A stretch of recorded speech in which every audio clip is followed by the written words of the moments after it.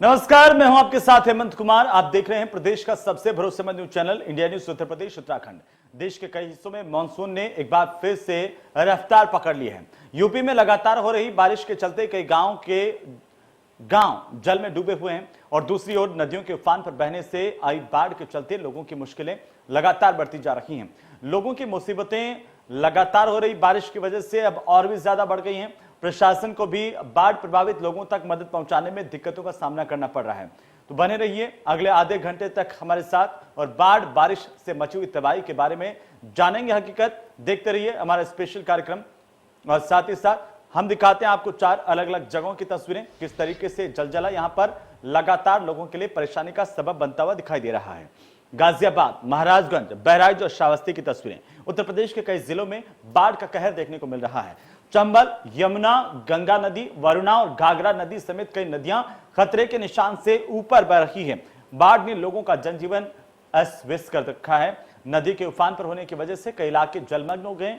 केवल निचले इलाके ही नहीं बल्कि अन्य क्षेत्रों में भी बाढ़ का पानी घुसने से लोग घरों में कैद होकर रह गए हैं। वहीं अगर गांव के हिसाब से बात करें तो यूपी के 1243 गांव इन दिनों बाढ़ की चपेट में हैं।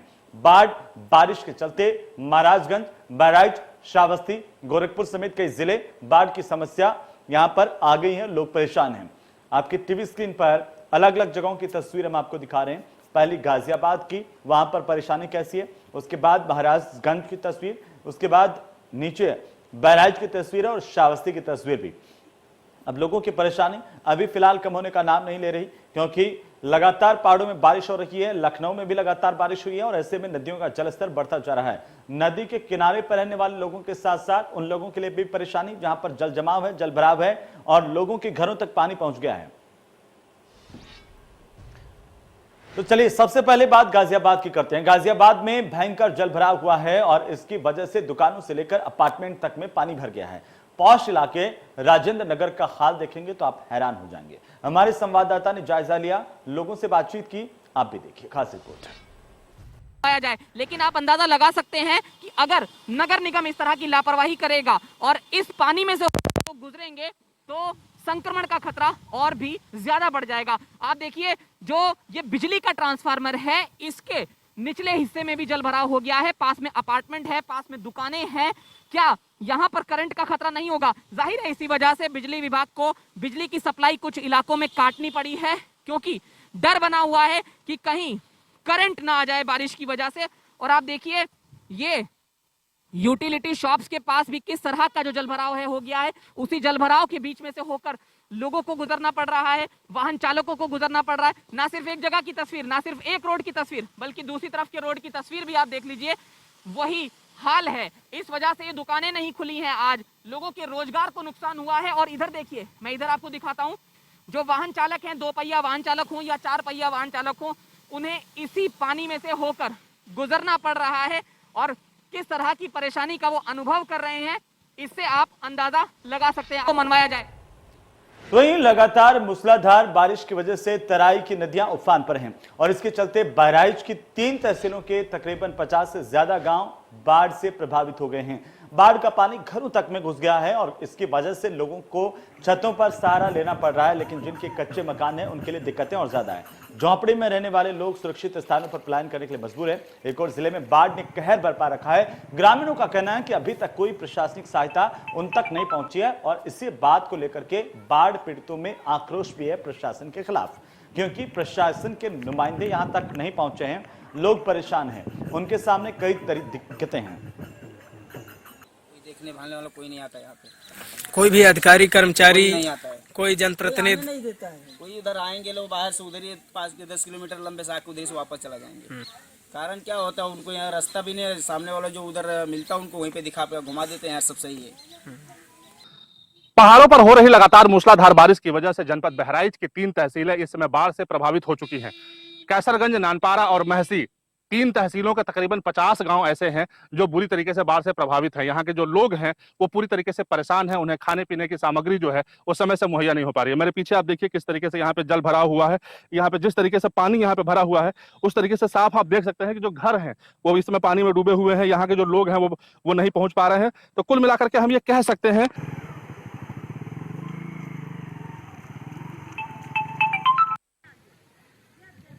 बढ़ती जा रही है और लोगों का यह कहना है कि अभी तक कोई प्रशासन का नुमाइंदा यहां तक नहीं पहुंचा। साथ ही साथ उन्होंने ये भी कहा कि कोई नेता भी उन तक नहीं पहुंच रहा है, ना उनके पास में खाने की वस्तुएं हैं और उनको परेशानी की लगातार जो है वो परेशानी देखनी पड़ रही है। ये तस्वीरें बता रही हैं कि लोग कैसे परेशान होंगे, क्योंकि तमाम जगहों पर पानी भरा हुआ है और पानी लोगों के घरों तक में पहुंचा हुआ है। और खासतौर पर अगर हम उन इलाकों की बात करें जो गरीब बस्तियां हैं, जहां पर कच्चे मकान है, कच्चे इलाके हैं, उनमें ज्यादा परेशानी, ज्यादा दिक्कतें लोगों के सामने हैं, क्योंकि उनके सामने अब खाने पीने तक का भी संकट पैदा हो गया है, खड़ा हो गया है। हालांकि प्रशासन के दावे होते हैं और दावों के पीछे की हकीकत क्या होती है वो हम आपको दिखा रहे हैं। दरअसल तमाम जगह ऐसी है बहराइच के इलाके में जहां पर कोई भी नहीं पहुंचा है, न राजनेता पहुंचे, न ही जनप्रतिनिधियों के साथ साथ प्रशासन के लोग भी नहीं पहुंचे हैं। तो ऐसे में सवाल इस बात को लेकर के लोगों की ओर से पूछा जा रहा है कि अब उनका क्या होगा, उनके सुध लेने वाला कोई नहीं है। ये जो पूरा इलाका है वो वहां पर पानी भरा हुआ है, लोगों को आने जाने से लेकर के तमाम तरह की दिक्कतें, खाने पीने की दिक्कतें और साथ ही साथ रहने को लेकर के भी परेशानी पैदा हो गई है कि अब वे कहाँ रहें, क्योंकि उनके घरों में पानी भर गया है। कच्चे मकान जिनके, उनके लिए सबसे बड़ी आफत हो गई है। अब वे लोग यहाँ से सुरक्षित स्थानों पर पलायन करने के लिए मजबूर होते हुए दिखाई दे रहे हैं। तो कहीं बारिश है, कहीं बाढ़ के हालात है, चारों तरफ जो है वो बाढ़ का प्रहार इस वक्त देखने को मिल रहा है। जिला जलजला अगर हम कहें तो ये तस्वीरें इसको सटीक तौर पर दिखाती हैं कि कैसे लोग परेशान हैं और लगातार जलभराव की स्थितियां अब उनके सामने खड़ी हो गई हैं। लेकिन लोग ये भी कह रहे हैं कि प्रशासन उनकी सुध लें, क्योंकि प्रशासन की तरफ से कोई भी अभी तक यहाँ पर नहीं पहुँचा है, जिससे हालात जो है वो और ज़्यादा विकट है। इस समय में उन्हें सहायता की ज़रूरत है प्रशासन की, लेकिन प्रशासन यहाँ तक नहीं आया। इस वजह से कई इलाके के लोगों में आक्रोश है प्रशासन के प्रति। और ये तस्वीरें हम इस वक्त आपको दिखा रहे हैं कि कैसे यहाँ पर पानी भरा हुआ है, लोग परेशान हैं।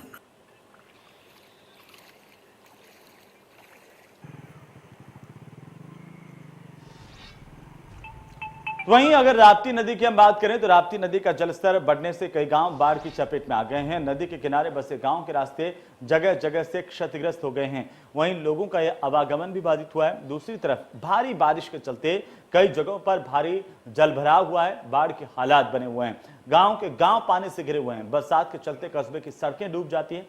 कई शहरी मोहल्ले और घरों में पानी भरा हुआ है। जिलाधिकारी बाढ़ चौकियों पर तैनात कर्मचारियों को सतर्क रहने के निर्देश दे रहे हैं और राप्ती नदी के घटते बढ़ते जलस्तर पर अधिकारी नजर बनाए हुए हैं, लेकिन लोगों तक राहत नहीं पहुंच पा रही है। श्रावस्ती के इलाके की तस्वीर दिखा रहे हैं हम आपको, कैसे यहाँ पर तमाम जो इलाके पानी में डूबे हुए हैं, बाढ़ से प्रभावित इलाके जहाँ पर लोगों के सामने कई तरह की चुनौतियां जो है दिन ब दिन बढ़ती जा रही हैं। ये परेशानी अभी कम होने का नाम नहीं ले रही है।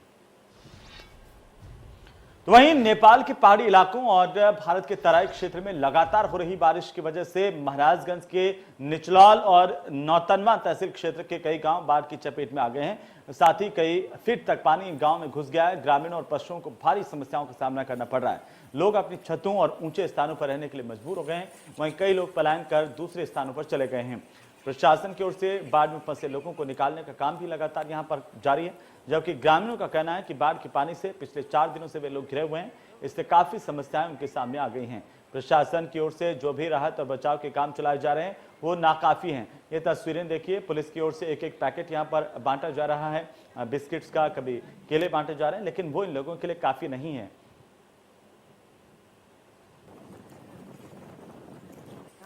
जो है बाढ़ से बहुत परेशानी है, आने जाने की परेशानी, खाने पीने का परेशानी, रहने का परेशानी, मतलब हर एक चीज़ का परेशानी है यहाँ पे।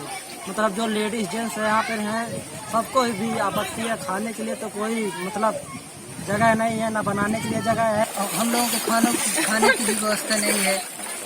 सब तरह से भीग गया है। गैस भी नहीं चल रहा है पानी की आपदा से।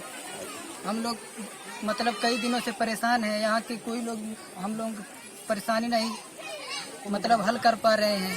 गांव में अभी जलभराव की स्थिति है और उसमें राहत एवं बचाव कार्य के लिए एनडीआरएफ की टीम, पीएसी की टीम, पुलिस की टीम, राजस्व के लोग, सिंचाई विभाग के लोग बंधों को मरम्मत करने में और उसकी सुरक्षा में लगे हुए हैं और सभी लोग निगरानी कर रहे हैं और सब कंट्रोल रूम का नंबर भी जारी किया गया है जिसमें कोई भी सूचना दे सकते हैं। इसके अतिरिक्त लोगों को बताया जा रहा है कि जहाँ भी जल भराव की स्थिति होती है उसको छोड़कर तुरंत वो लोग ऊंचे वाले क्षेत्र में जाएं। उन लोगों को ऐलान भी कराया जा रहा है बीच बीच में, क्योंकि अभी ये संभावना बने रहने की आशंका है अगले 2-3 दिन में।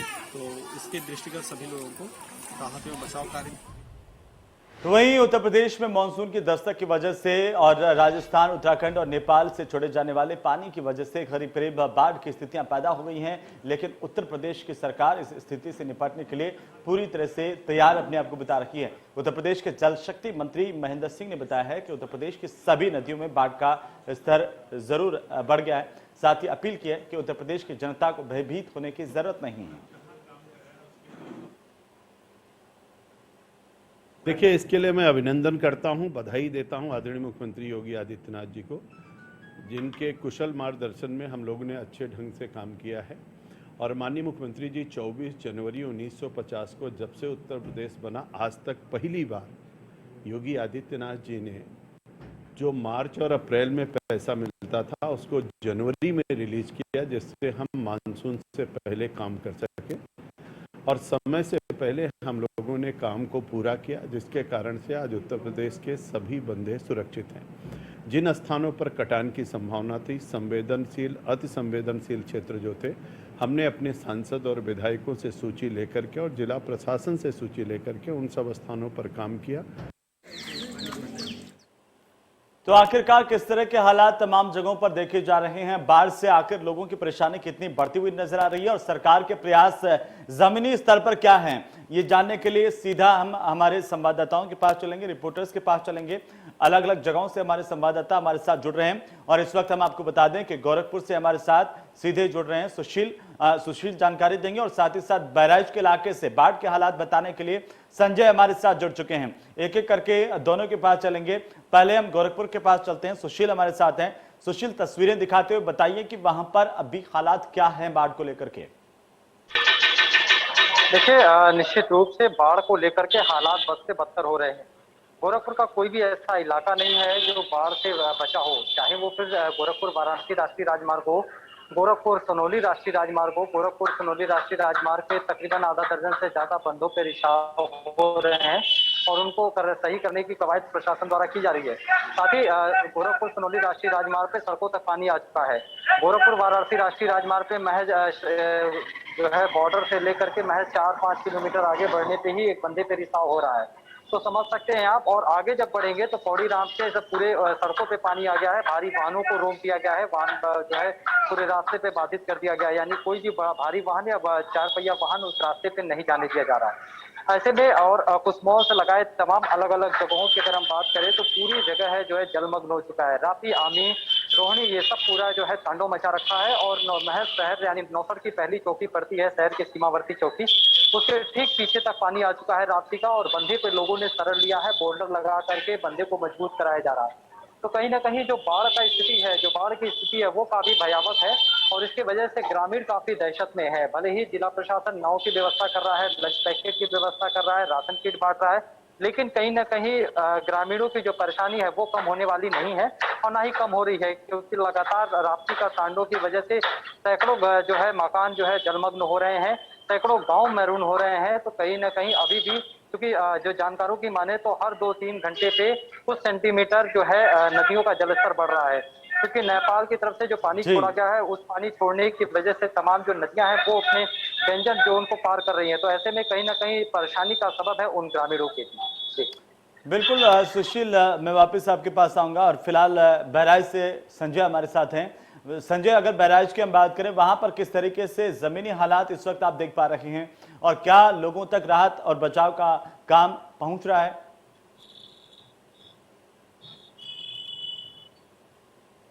संजय। हेमंत, देखिए, अगर मैं बहराइच की बात करूं तो बहराइच का आलम यह है कि आज तकरीबन 3 तहसीलें ऐसी हैं, नानपारा है, कैसरगंज है और महसी। 3 तहसीलों के तकरीबन 50 से अधिक गांव जो है वो पूरी तरीके से बाढ़ से प्रभावित हैं। सबसे बड़ी बात यह है कि जो गांव बाढ़ से घिरे हैं वहां पर जाने के लिए लोगों के पास कोई साधन नहीं है। हालांकि कुछ लोग ऐसे हैं जो गांव के लोग हैं, उन्होंने अपने पास से नाव का साधन जो है वो लगा रखा है, लेकिन उनके पास जिस तरीके से प्रशासनिक मदद पहुंचनी चाहिए उस तरीके से अभी पहुंच नहीं पा रही है। कुल मिलाकर के अगर देखा जाए, हमने देखा कि जब हम बाढ़ क्षेत्र में पहुंचे थे तो वहां पे तमाम लोग ऐसे थे जिनका साफ तौर पे कहना था कि अभी तक हमारे पास कोई ऐसी मदद नहीं पहुंच सकी है, कोई प्रशासनिक अधिकारी नहीं पहुंच सका है। तो साफ तौर पे जिस तरीके से लोग आस लगाए बैठे हुए हैं, प्रशासनिक मदद की आस लगाए बैठे हुए हैं, ऐसे में प्रशासन को चाहिए कि वहां पर पहुंचे और पहुंचने के बाद जो बाढ़ के हालात हैं, जो पीड़ितों के हालात हैं, उसको देखे और देखने के बाद उनकी मदद करें। तो कुल मिलाकर के अगर हम बहराइच की बात करें तो बहराइच में अभी भी स्थिति जो है वो सामान्य नहीं है, क्योंकि जिस तरीके से लगातार पहाड़ों से पानी आ रहा है, जिस तरीके से पहाड़ों पे बारिश हो रही है, बिल्कुल। और कहा जा सकता है कि संजय आने वाले दिनों में अगर इसी तरह की स्थितियां रही तो परेशानी और ज्यादा बढ़ सकती है। फिलहाल बहुत बहुत शुक्रिया हमारे साथ जुड़ने के लिए। सुशील, आपका भी शुक्रिया। कुल मिलाकर के तमाम इलाके जो पानी से घिरे हुए हैं वहां पर परेशानी यह है कि कई जगहों पर अभी तक प्रशासन नहीं पहुंचा, लोग परेशान हैं, लोग शिकायत कर रहे हैं इस बात की, और कई इलाके से जहां पर प्रशासन पहुंचा है लेकिन राहत अभी नाकाफी नजर आ रही है, क्योंकि लोगों की परेशानी लगातार बढ़ती हुई दिखाई दे रही है। और आगे आने वाले दिनों में अगर स्थितियां ऐसी ही रहती हैं, अगर बारिश का दौर ये लगातार बना रहता है, तो समस्या इस बात को लेकर के भी है कि नदियों का जलस्तर बढ़ना तय है, और नदियों के बढ़ते हुए जलस्तर से जो तटीय इलाके के लोग हैं उनकी परेशानी और ज्यादा बढ़ सकती है।